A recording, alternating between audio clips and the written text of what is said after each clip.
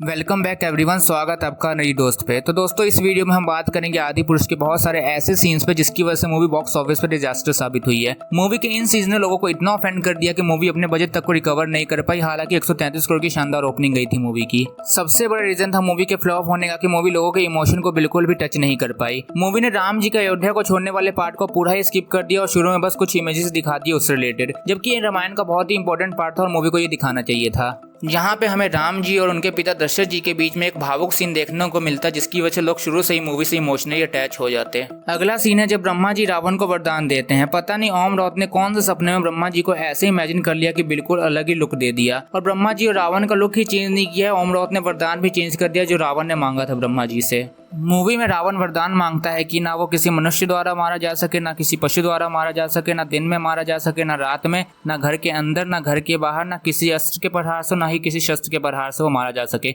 जो कि बिल्कुल गलत है। ये वरदान हिरण्यकश्यप ने मांगा था। रावण ने वरदान में नश्वर इंसानों को छोड़ के देवताओं, राक्षसों, सांप और जंगली जानवरों से हानि न होने का वरदान मांगा था। एक तरीके से उसने अमरता का वरदान मांगा था, लेकिन ब्रह्मा जी ने कहा कि वो अमरता का वरदान किसी को नहीं देते, तो रावण ने ये वरदान मांगा जो कि एक तरीके से अमरता ही था। डायरेक्टर साहब रिसर्च तो अच्छे से कर लेते, इतना तो बच्चों को भी पता है। पता नहीं कौन से नशे में इन्होंने आदिपुरुष बनाया था। गालियां तो पढ़नी ही थी। इसके बाद ऐसा लग रहा है कि ये नेक्स्ट सीन में राम जी को नहीं दिखा रहे हैं, प्रभास को दिखा रहे हैं, क्योंकि एंट्री इतनी बेकार दी है इन्होंने। उसके बाद जटायु वध में चमगादड़ कहाँ से आ गए। आगे राम जी जब सुग्रीव जी से मिलने जाते हैं तब उनकी मुलाकात हनुमान जी से होती है, और भाई यहाँ पे लक्ष्मण जी उनसे जो व्हाट्सएप पे सवाल फॉरवर्ड होते हैं वो पूछ रहे हैं, जैसे कि एक मिस्त्री अगर एक बिल्डिंग को 5 दिन में बनाते हैं तो 10 कितने दिन में बनाएंगे, इस तरह के सवाल। इसके बाद हनुमान जी जाते हैं लंका में, और जब वो लंका में सीता माता से मिलते हैं तो वो सीन इतना इम्पैक्टफुल लगता ही नहीं है। लंका में हनुमान जी मेघनाथ से डर रहे हैं और रावण को तो इन्होंने मैकेनिक ही बना दिया है। फिर हनुमान जी के डायलॉग्स बिल्कुल छपड़ी वाले, जैसे कि तेल तेरे बाप का, कपड़ा तेरे बाप का, तो जलेगी भी तेरे बाप की। हनुमान जी काफी पोलाइट, कंपोज एंड काम थे, प्लस ब्रह्मचारी भी थे, और उनको ऐसा दिखाना बिल्कुल गलत है।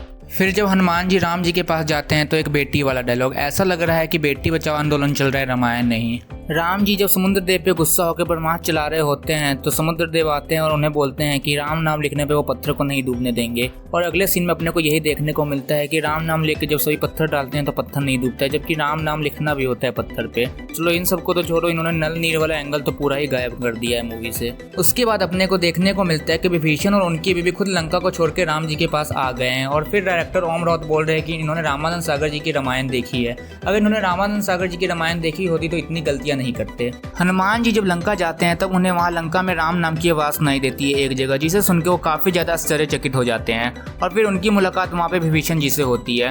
विभीषण जी भी हनुमान जी की तरह राम जी के बहुत बड़े भक्त थे, लेकिन मूवी में एक जगह दिखाया गया है कि वो रावण के साथ बैठ के मदिरा पी रहे हैं, जो कि बिल्कुल गलत है क्योंकि उन्होंने जिंदगी में कभी मदिरा नहीं पिया है। पुष्पक विमान को तो दिखाया नहीं गया है मूवी में, ऊपर से रावण अपने वाहन को, जो कि एक पक्षी है, उसे मांस खिला रहा है। उधर अंगद लंका में रावण के गुप्तचर को रावण के पास छोड़ के आ रहे हैं तो पूरे लंका में अंधेरा और रावण अकेला है। विभीषण की वाइफ को तो एक सीन में पूरा सेक्सुअलाइज ही कर दिया है इन्होंने। माता मंदोदरी को तो मुश्किल से 5 मिनट दिखाया है। उसके बाद एक सीन है जहाँ रावण मेघनाथ अपने सैनिकों के साथ राम जी और उनके सेना के पास जाते हैं, और वहाँ पे वो सीता माता को छोड़ देते हैं, और सीता माता भागते हुए राम जी के पास जाती है, और राम जी भी भागते हुए सीता माता के पास जाते हैं, और फिर मेघनाथ फ्लैश की स्पीड से आके सीता माता का गला काट देता है, और फिर राम जी और उनकी बाकी की सेना इमोशनल हो जाती है, और फिर पता चलता है कि वो तो गुप्तचर था रावण का, जिसे अंगद छोड़ के आए थे लंका में। मतलब यार क्या दिखाना चाह रहे थे ये लोग, ऐसा कौन सा रामायण में दिखा दिया गया है। राम जी सीता माता को नहीं पहचान रहे हैं, मतलब कि कुछ भी दिखा रहे हैं ये लोग। उसके बाद मेघनाथ से राम जी, हनुमान जी, सुग्रीव जी और लक्ष्मण जी का युद्ध होता है, और हनुमान जी को तो यहाँ पे बिल्कुल ही डरा हुआ और सहमा सा दिखा दिया गया है, और बड़े अजीब तरीके से मेघनाथ यहाँ पे लक्ष्मण जी को वध करता है।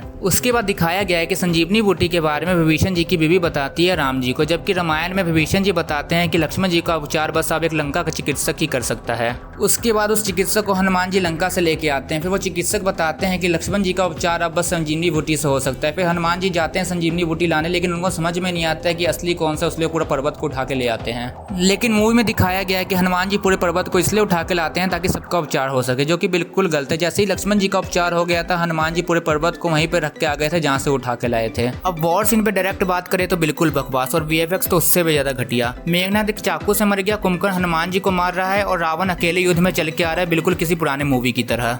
और फिर रावण और राम जी में युद्ध हो रहा है, जिसे देख के ऐसा लग रहा है कि ओम राउत ने सेट पे बोल दिया होगा प्रभास और सैफ अली खान को एक दूसरे को मारने को, क्योंकि ऐसा ही सीन में भी हो रहा है कि कभी सैफ अली खान प्रभास को फेंक रहा है तो कोई प्रभास सैफ अली खान को फेंक रहा है।